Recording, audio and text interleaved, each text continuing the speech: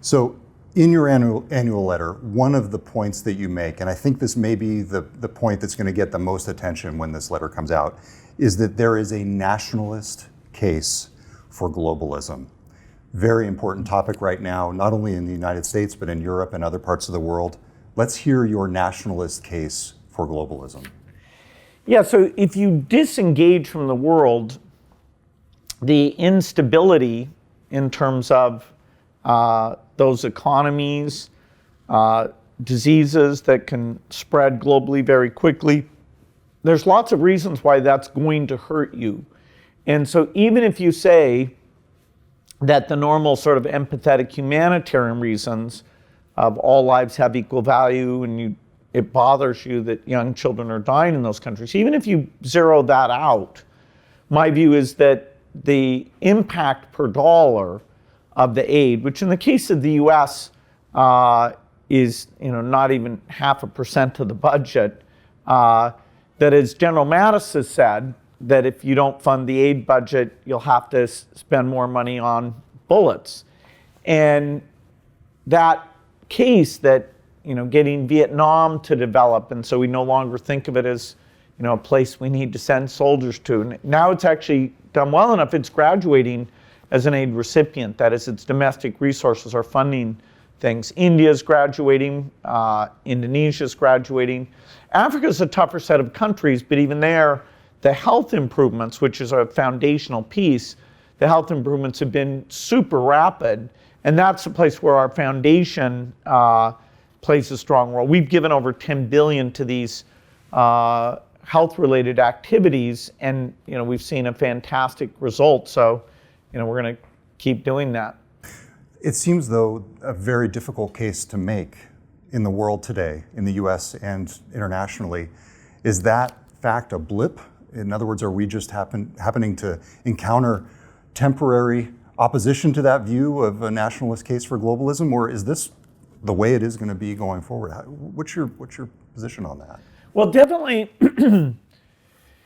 if people are disappointed in their government, they feel like it's not respecting their values, or it's not prioritizing them, or let somebody else get in a better deal than they get, that just general negativity can lead to the government not being able to invest in these long-term issues. And if voters feel like, okay, the elites kind of like doing this stuff, and the elites are not caring about us, that really hurts. So it's absolutely a wave of questioning, a lot of things, but including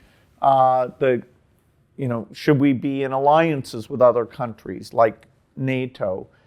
Should we, the U.S., take this leading role in helping make the world a very, very stable place, or we should just, sort of say, okay, that's a waste of money.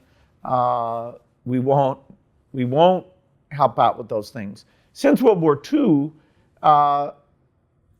you've almost taken for granted that the world is getting more stable and that these investments make sense.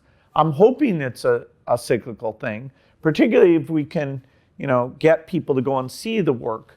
Anybody who goes and sees it, gets very drawn in, because you see the kids who are still dying, you see the kids who are surviving, you see how, it's very little money.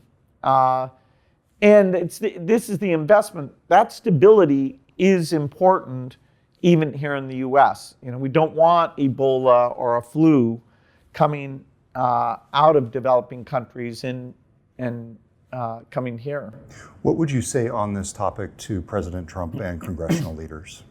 Well, I haven't seen him for quite a while, but the American voters should be very proud of these programs that President Bush started. He said that there was an AIDS emergency and created a US-only thing called PEPFAR that's very generous, over $5 billion a year.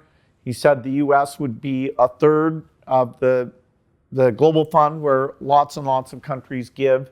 So the US has been out in front, and 23 million people are alive today because of that generosity. So, I'd want him to go and see that, meet those people and think about, okay, Africa, we've got this great population growth.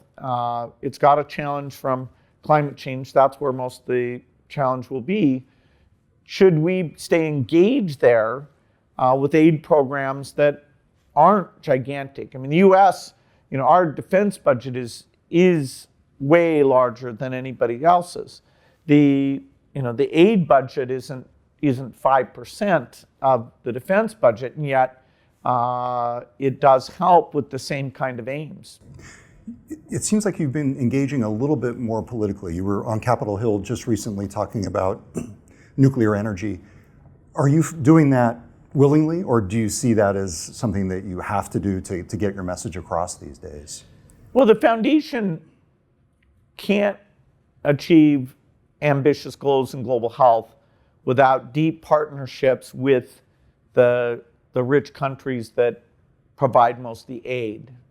So that we put in 10 billion, but the rich countries put in 90 billion, and that's why we have these big results. And there's no way, if they pull back to replace that, it's just going to result in millions of deaths. I try and talk to politicians mostly about the topics where I'm spending lots of money and able to spend tons of time with the scientists, and that people are very analytic, and so hopefully I have some information that's helpful to them. So I remember from talking with you on this topic last time on the issue of the political climate, and I remember listening back, and you were being careful not to explicitly criticize President Trump. Is that a purposeful approach on your part to be careful not to become a lightning rod or a target in that way? Well, I'm one voter. I have one vote. There are areas like development aid where the Trump administration in its first year suggested a 20% cut. And we were very vocal about, we disagreed, that 5 million lives would be lost due to HIV because of that. The good news is that the Congress, including a lot of Republicans, didn't even put that to a vote.